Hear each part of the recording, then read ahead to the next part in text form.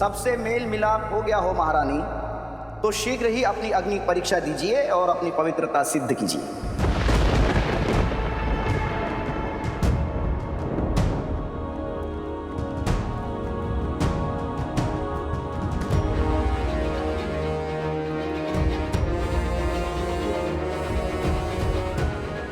कौन सी अग्नि परीक्षा चाहते हैं आप भद्र? स्पष्ट कीजिए, क्योंकि स्त्रियों की परीक्षा तो उनके जन्म से ही आरंभ हो जाती है। उन्हें पुत्री बनकर भी परीक्षा देनी पड़ती है। कुल पुरुषों के नाम से जाना जाता है, पर उसका नाम, मान और मर्यादा की रक्षा एक स्त्री को ही करनी पड़ती है। उसकी एक भूल, एक अपराध पूरे कुल पर कलंक बन जाती है।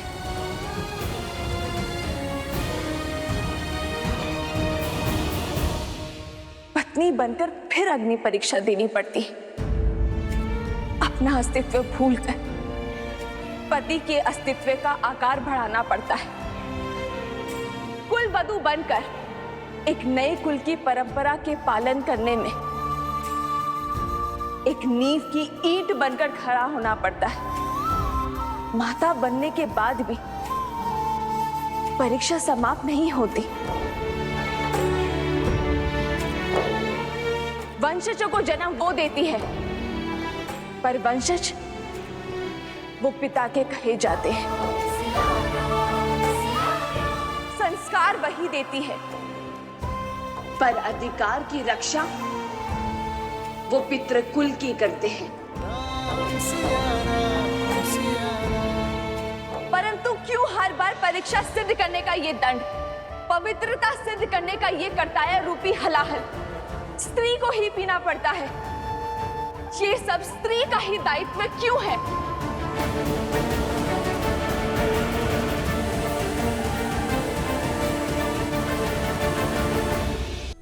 स्त्री का दमन करता पुरुष समाज है,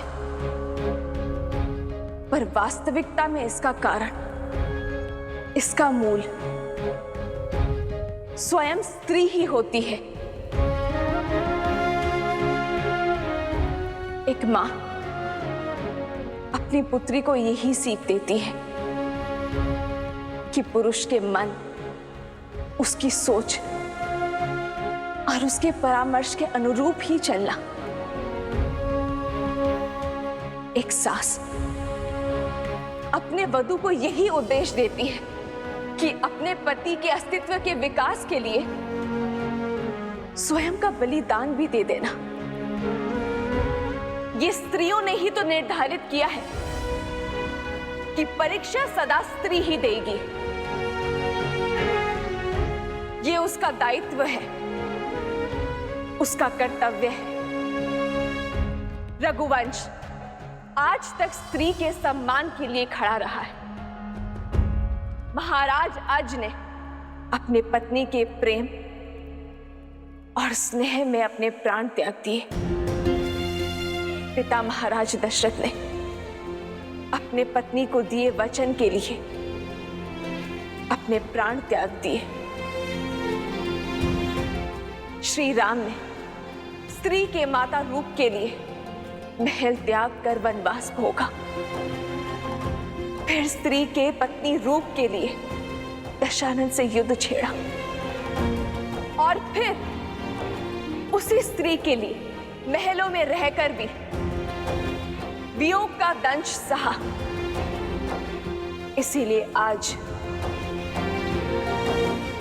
रघुकुल की ये स्त्री, मैं सीता,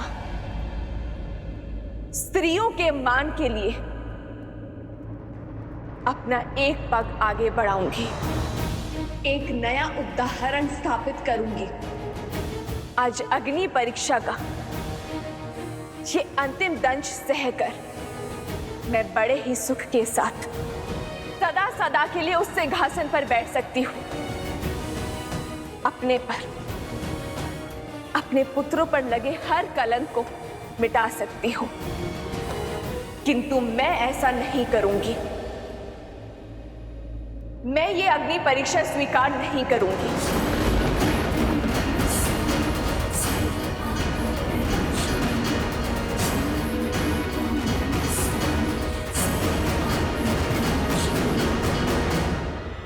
क्योंकि यदि आज स्त्री होने के नाते मैंने उस असुरी सोच के समक्ष अपना सर झुकाया, तो फिर कोई भी नारी अपना सर नहीं उठा पाएगी।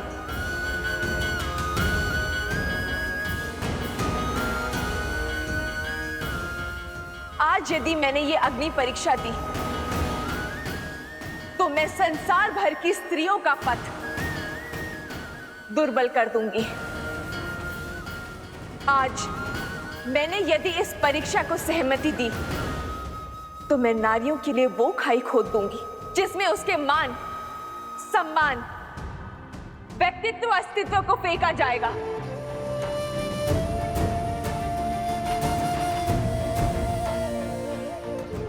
आज एक स्त्री पुरुषों के अहंकार को शांत करने के लिए ये अग्नि परीक्षा नहीं देगी, ये बलिदान नहीं देगी, अग्नि परीक्षा स्वीकार नहीं करेगी, ताकि भविष्य में किसी भी स्त्री को इस अग्नि परीक्षा का घाव ना भोगना पड़े। महारानी सीता की, महारानी सीता की, महारानी सीता की।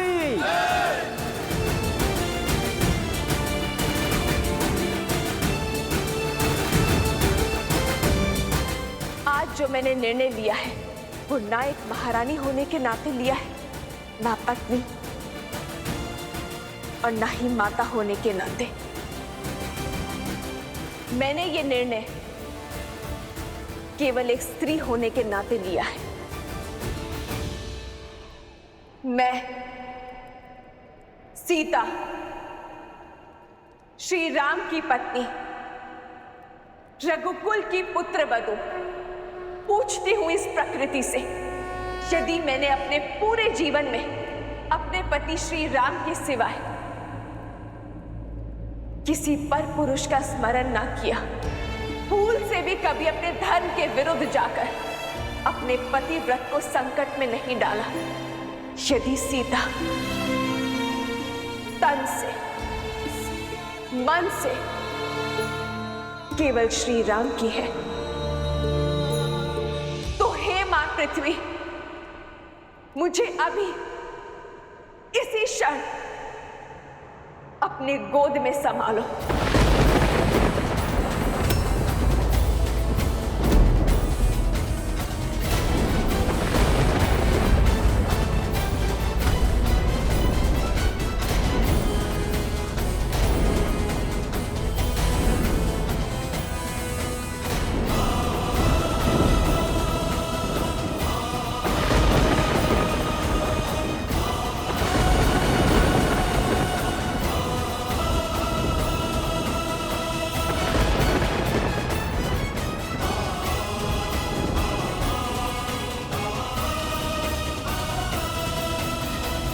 सीता, जिस स्त्री ने अपना संपूर्ण जीवन अपने पति, अपने परिवार, अपनी संतान पर न्यौछावर कर दिया, अपने को नहीं, अपने परिवार पर, अपनों पर समर्पित कर दिया, आज बात उसके चरित्र पर अटकी है।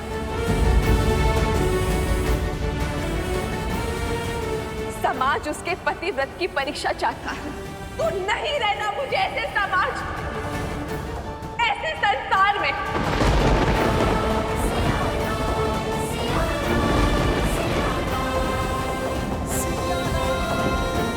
मेरा हर कर्तव्य, हर उद्देश्य, हर दायित्व यही समाप्त होता है। हे मां भगवती, देवी स्वरूपा, आपके भीतर से निकले भूमि जब आज पुनः आपके भीतर आश्रय जाती है।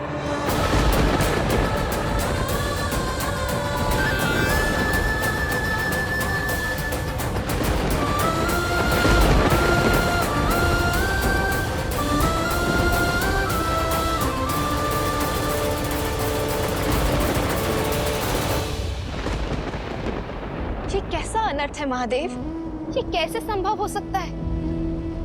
क्या सिया राम को फिर से वियोग सहना होगा?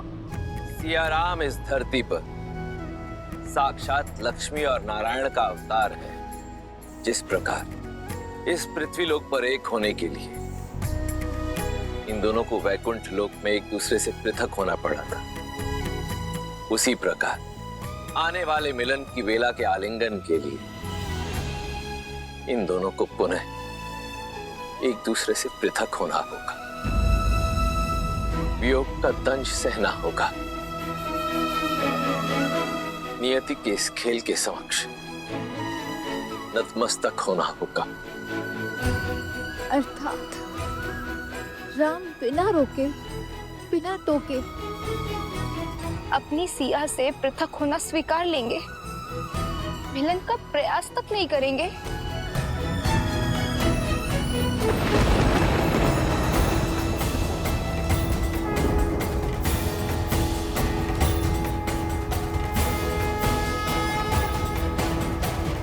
ये कैसा अनर्थ घटित हो रहा है? अभी अभी तो वर्षों के अकाल के बाद देवी सीता के आगमन की वर्षा प्राप्त हुई थी। अभी अभी तो दुख में डूबी अयोध्या को सुख की छाया मिली थी, और अब ये। हे श्री राम, इस अनर्थ को होने से रोक लीजिए प्रभु। हे मर्यादा पुरुषोत्तम श्री राम, देवी सीता की मर्यादा पर हो रहे आघात को रोक लीजिए प्रभु, रोक लीजिए। रोक लीजिए प्रभु, इस अनर्थ को रोक लीजिए। आपके समक्ष हाथ जोड़ता हूँ भाई, अपना निर्णय बदल दीजिए। सीता अपवित्र है तो अपवित्र है, ये महानता का ढोंग मत कीजिए आप। हमारी माता के विरुद्ध हमें भड़काता है पापी। तेरे अंत से ही लोकपोत का अंत होगा। रुक जाओ।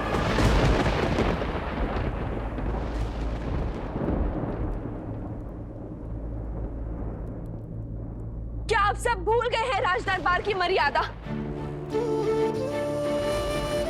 छोड़ दो इन्हें।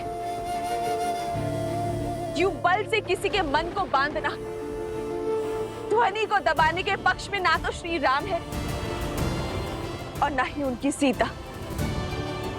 आज अयोध्या की प्रजा इसे पकड़कर दंड देने को आतुर है।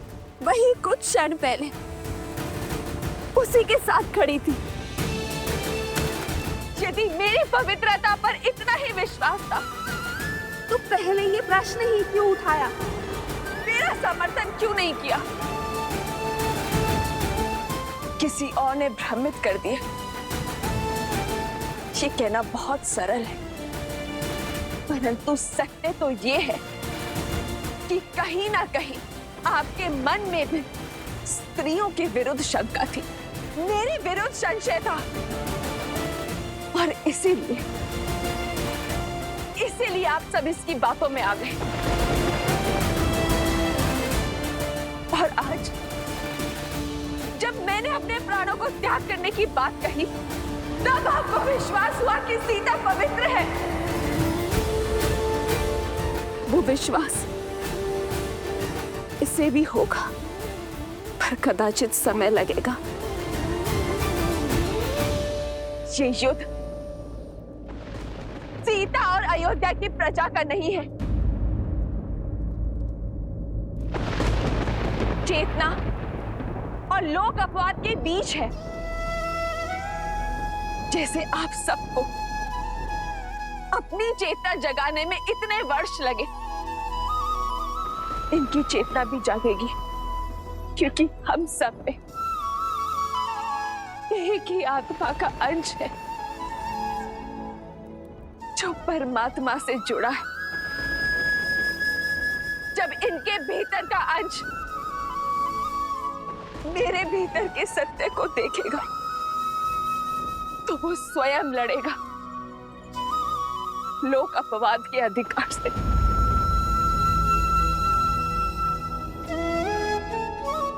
इनके भीतर की चेतना भी जागेगी जब मेरी चेतना इनकी चेतना को पुकारेगी।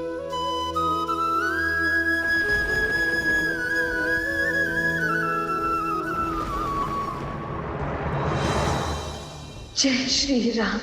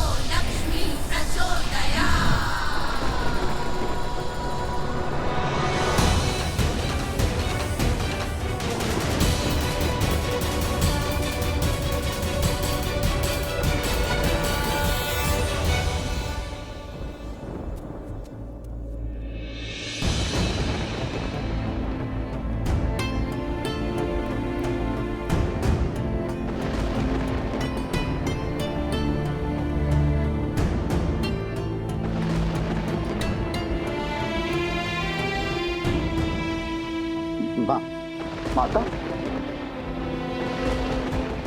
आपने मेरी रक्षा की। जिसने आप पर कीचड़ उछाले आपने उसकी रक्षा की। माता, आप धन्य हैं। माता, आप धन्य हैं। मुझे क्षमा कर दीजिए। मैं आपकी पवित्रता को समझ ही नहीं पाया। मुझे क्षमा कर दीजिए माता, मुझे क्षमा कर दीजिए।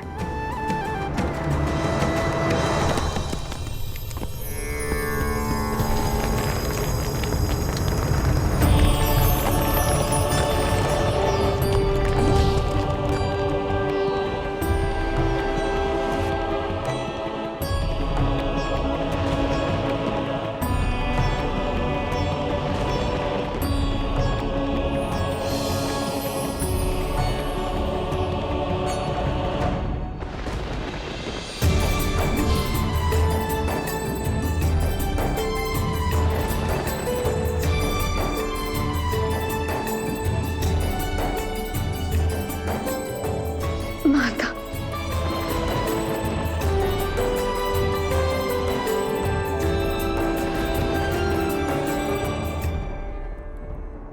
माता,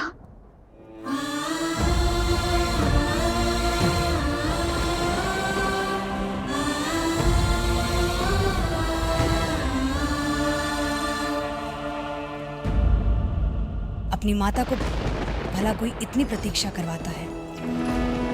तुम्हारे हर दुख, हर कष्ट, हर पीड़ा, हर निर्णय की साक्षी हूं। इतना सब कुछ क्यों सहा पुत्री? मुझे पुकारने में इतनी विलंब क्यों कर दिया पुत्री? बिना अपने कार्य संपूर्ण के मैं कैसे आ जाती? किंतु अब मेरा हर कर्तव्य पूर्ण हो गया। माता, मुझे पुनः उस घर में ले जाइए जहाँ से मैं जन्मी थी। माता, मुझे पुनः ले जाइए। नहीं पुत्री,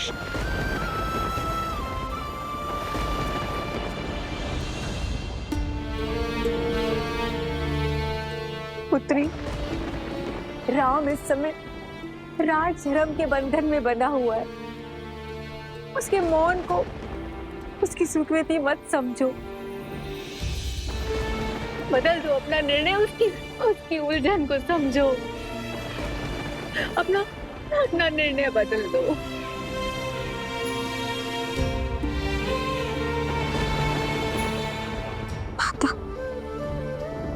मैं आपकी आज्ञा का उल्लंघन नहीं कर सकती, परंतु फाटक के ऊपर किंतु परंतु की बाण नहीं चलाए जाते पुत्री।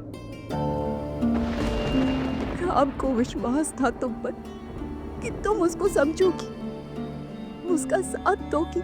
क्या कर माता, और उनका विश्वास उचित भी था, किंतु आज उन्हें भी विश्वास जताना होगा कि उनकी सीता का ये निर्णय भी उचित है।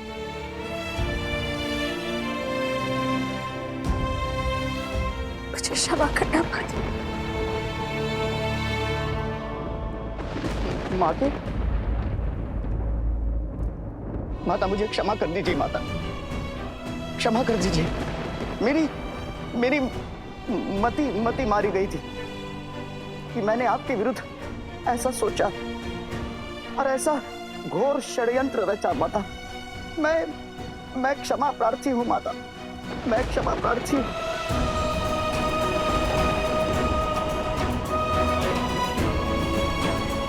मुझे सच में नहीं पता माता, मुझे क्या हुआ। मैं तो आपके दर्शन करने के लिए अयोध्या आने वाला था, परंतु अचानक से न जाने मेरे मति पर एक धुन सी छा गई, और माता उसके पश्चात जो कुछ भी हुआ वो मैंने नहीं किया माता। कदाचित मेरे रक्त में कोई शक्ति थी, परंतु माता अब दूषित रक्त बह गया है और कहीं जाकर अब चेतना जगी है माता।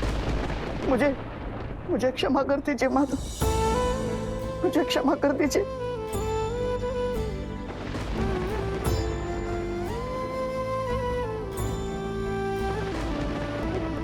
अपना निर्णय बदल दो सीते, बदल दो। हमें छोड़कर मत जाइए माता।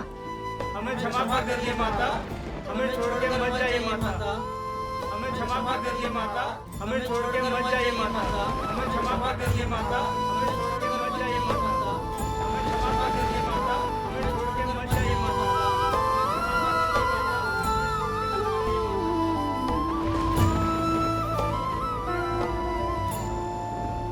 महादेव, अब तो सहस्त्रमुख रावण का रक्त भी उस व्यक्ति के भीतर से निकल चुका है।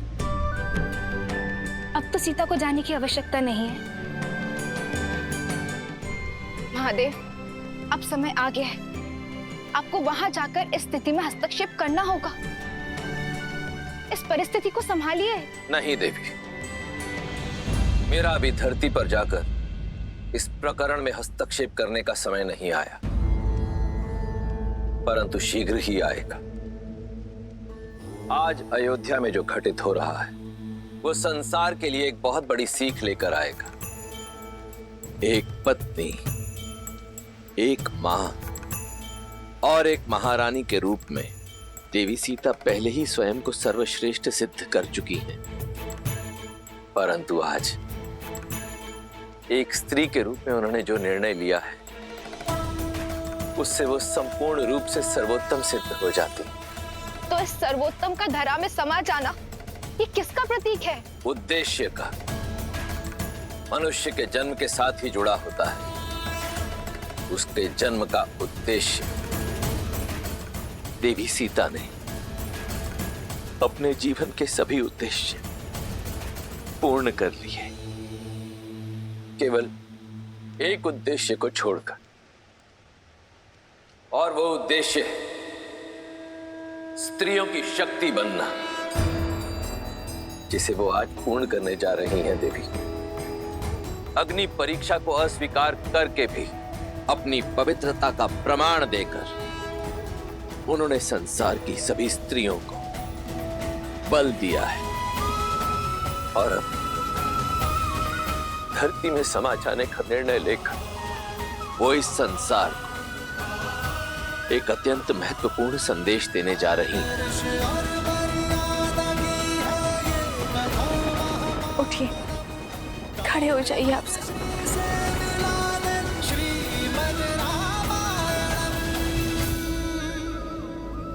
मेरे मन में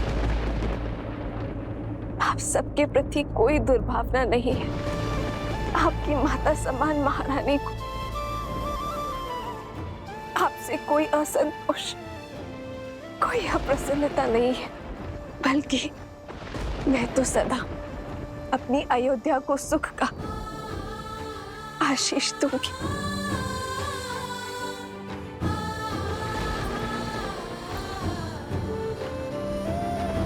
श्री राम, मेरी आपसे विनती है, मेरे जाने का दोष मेरी अयोध्या पर मत मधिएगा। आप इनके महाराज हैं और ये समस्त अयोध्या आपके लिए लवकुश के ही समान है। इन्हें सदा सदा के लिए क्षमा कर दीजिएगा। इनके प्रति मन में कोई द्वेष भाव मत रखिएगा। और यही विनती मैं आप सबसे भी करती हूँ, यदि कोई आपके निर्णय पर प्रश्न उठाए तो आवश्यक नहीं है कि आप हर बार उस पर अपना क्रोध दिखाएं। विलंब से ही सही एक दोषी को अपनी भूल का आभास अवश्य होता है, किंतु यदि हम अपने क्रोध के बाण को ना रोक पाए तो हम स्वयं दोषी बन जाते।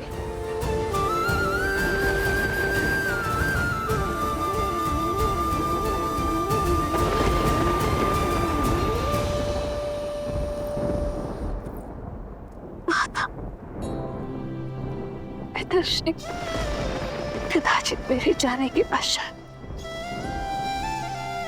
इस रघुकुल को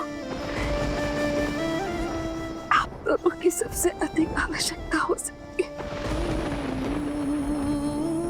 यदि आप दोनों ही टूट गए तो इन्हें किसका सहारा होगा?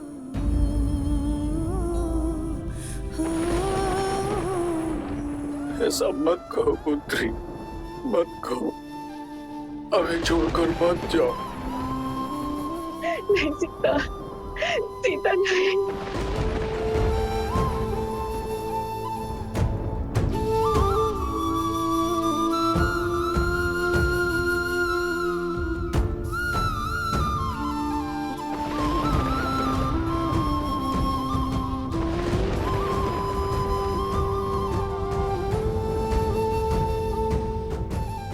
आज्ञा दीजिए माता। माता,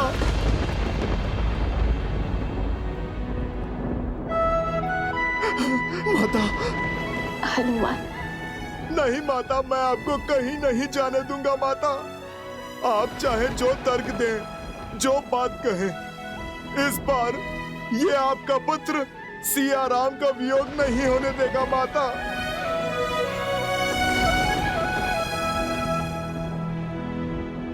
हद मत करो हनुमान।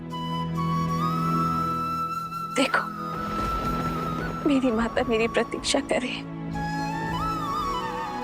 अब तक तो मैं उनसे दूर रही, किंतु अब मुझे मेरी माता के पास जाने दो।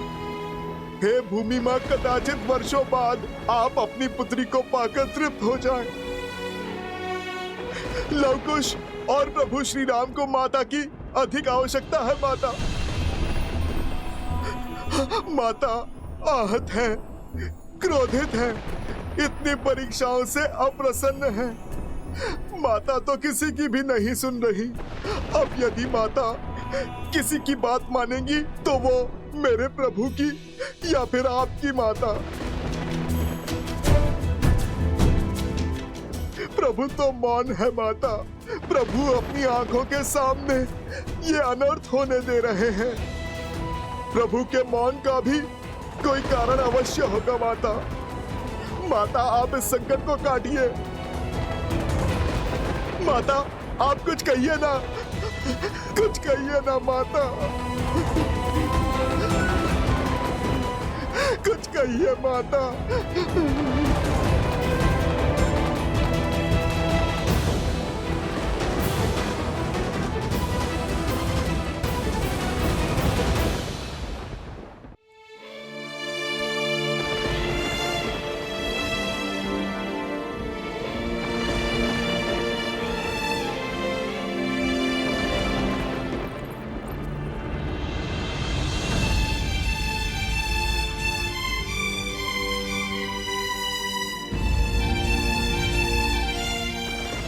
हनुमान को मैंने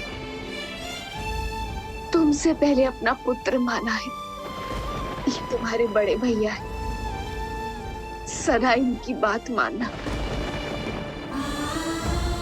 भले ही तुम्हें मैंने अपने कोख से जन्म नहीं दिया, किंतु तुम जैसा पुत्र पाकर कृतार्थ हो गई मैं हनुमान। ये शांति, भक्ति, दया, सहजता और विश्वास अपने छोटे भाइयों को भी देना। अपने और अनुजों का ध्यान रखना। और अब मुझे जाने दो हनुमान। एक माता की विनती अपने पुत्रों से। नहीं माता, मेरे समक्ष हाथ जोड़कर आप मुझे पाप का भागी मत बनाइए माता।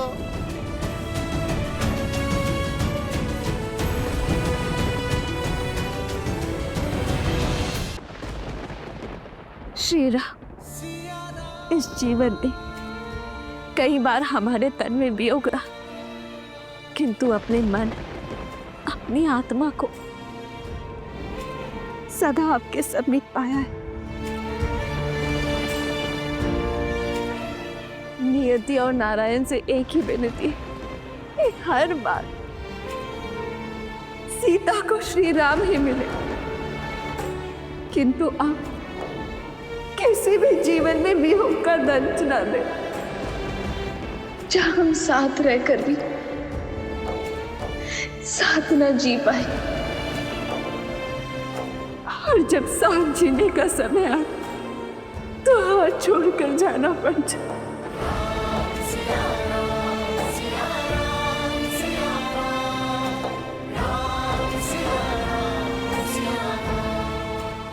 आगे दे श्री राम। नहीं,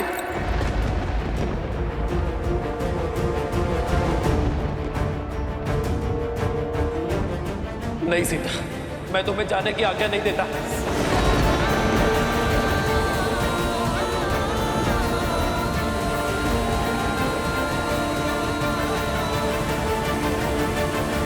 आगे दे श्री राम।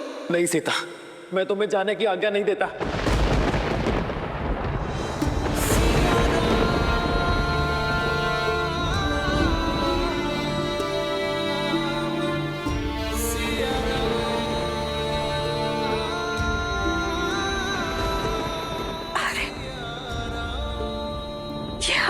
हाँ सीता, कि अगर मेरी सीता ही चली जाएगी तो ये राम कैसे जिएगा? सबका विचार किया तुमने सीते, कि तो तुम्हें एक क्षण भी मेरा विचार नहीं आया। इस समस्त संसार के लिए हम एक ही तो हैं, एक ही तो नाम है हमारा, सिया राम। किंतु आज तुम्हारे इस निर्णय ने हमें पृथक कर दिया सीते। तुम ही बताओ सीते, क्या एक दूसरे से पृथक होकर अब जी पाएंगे?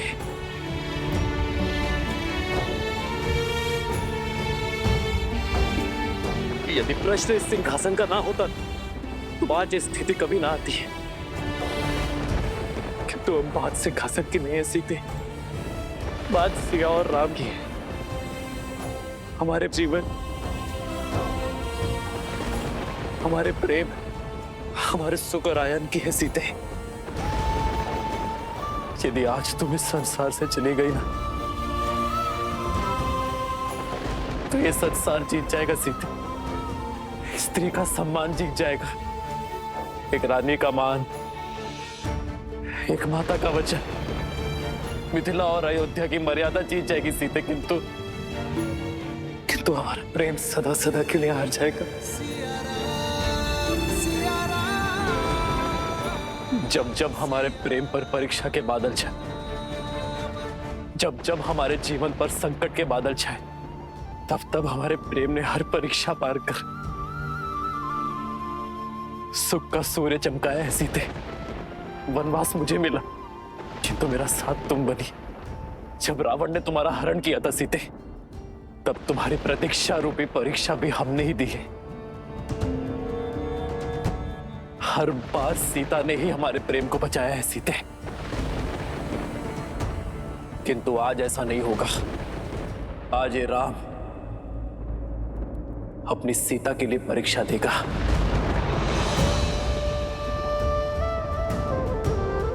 मन, कर्म, वचन, धर्म सबसे मैंने तुम्हें पवित्र माना है सीते,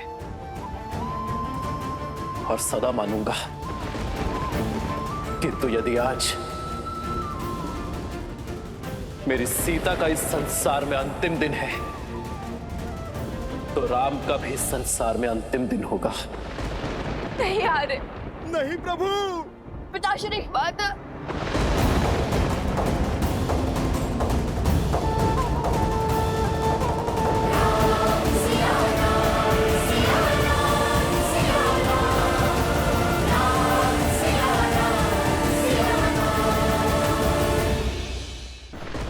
नहीं महाराज, ऐसा मत कहिए। रुक जाइए महाराज। ऐसा मत करिए महाराज। महाराज रुक जाइए महाराज। ऐसा मत करिए महाराज। क्यों?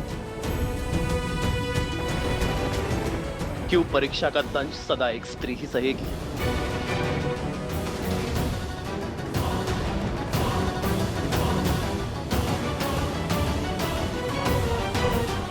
मैं सीता के इस निर्णय से अत्यंत प्रसन्न हूं। मुझे गर्व है मेरी सीता पर कि मेरी सीता स्त्री के सम्मान के लिए खड़ी हुई, स्त्री के उज्जवल भविष्य के लिए अग्नि परीक्षा के विरुद्ध गई। मैं अपनी सीता के प्रत्येक निर्णय में उसके साथ खड़ा हूं।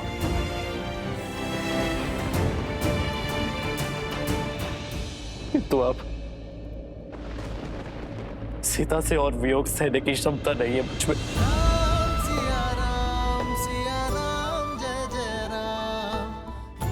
सीता के बिना रहने का साहस नहीं है मुझ में। मैं और सीता जीवन साथी तो बन गए, किंतु जीवन भर कभी साथ रह ही नहीं पाए।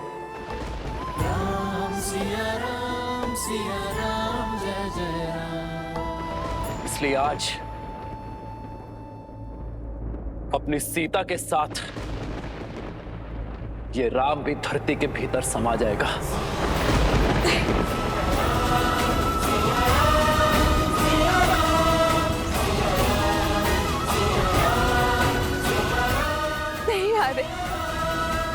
ये उचित नहीं है। आप अयोध्या नरेश हैं और आपके कंधों पर तो पूरे कौशल राज का भार है। आ रहे नहीं सीते, आज तुम्हारे साथ राम की ये यात्रा भी समाप्त होगी। भगवान के अवतार केवल नहीं गुणगान है, जैसे नारायण बन नरेश का पावन ज्ञान है। आज तुम्हारे साथ रामायण की कथा संपूर्ण होगी। आज रामायण हम दोनों के मिलन से संपूर्ण होगी।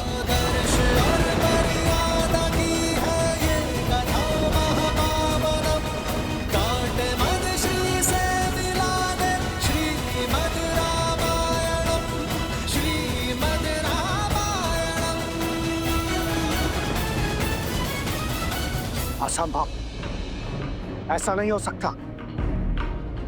अभी तो श्री राम को बहुत कुछ करना है। इस समस्त संसार में धर्म और मर्यादा को फैलाना है।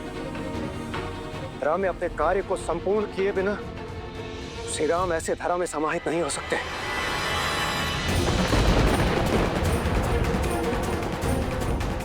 महादेव, यदि विष्णु के अवतार ने दुख में लीन होकर अपनी देह त्याग दी तो प्रलय आ जाएगी। क्या आपके हस्तक्षेप का अभी तक समय नहीं आया?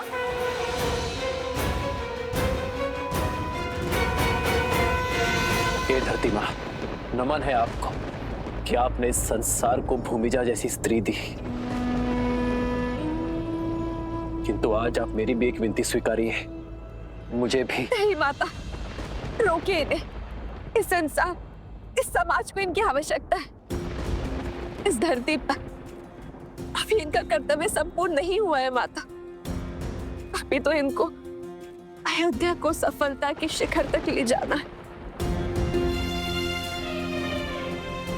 उन पर अयोध्या का उत्तरदायित्व है माता। लव कुश परिवार और पूरे प्रजा का उत्तरदायित्व है। उनके साथ सीता ही नहीं, एक राजा होने का दायित्व भी जुड़ा है माता। इस समय ये वियोग का दंश नहीं झेल पा रही।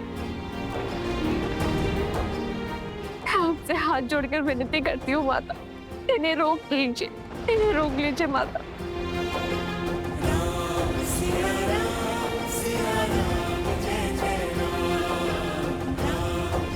रुक जाइए माता। भाभी माँ,